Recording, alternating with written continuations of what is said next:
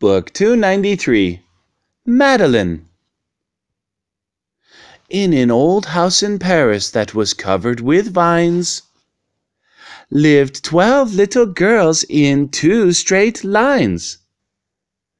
In 2 straight lines they broke their bread, and brushed their teeth, and went to bed.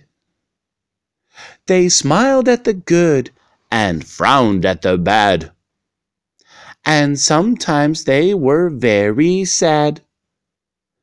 They left the house at 9:30 in 2 straight lines, in rain or shine. The smallest one was Madeline. She was not afraid of mice. She loved winter, snow, and ice. To the tiger in the zoo, Madeline just said, "Pooh-pooh." And nobody knew so well how to frighten Miss Clavel. In the middle of one night, Miss Clavel turned on her light and said, "Something is not right." Little Madeline sat in bed, cried and cried, her eyes were red. And soon after Dr. Cone came, he rushed out to the phone. And he dialed Danton 10-6. "Nurse," he said, "it's an appendix."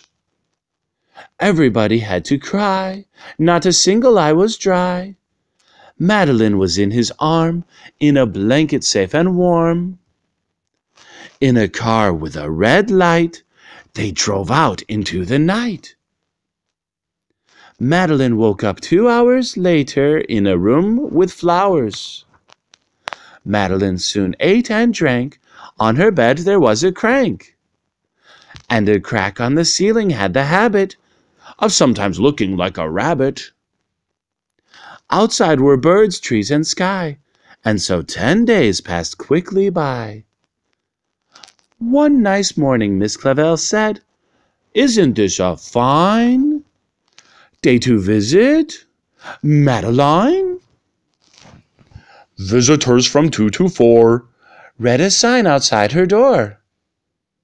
Tiptoeing with solemn face, with some flowers and a vase.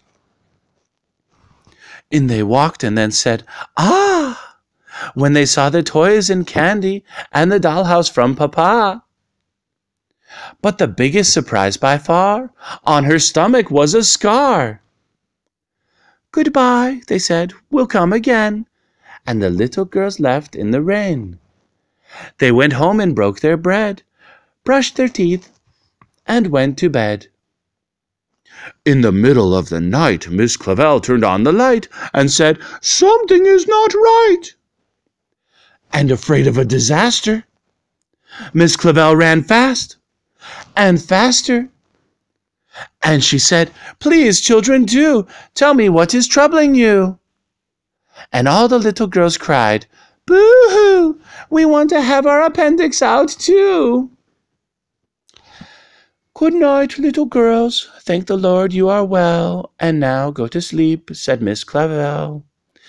And she turned out the light and closed the door.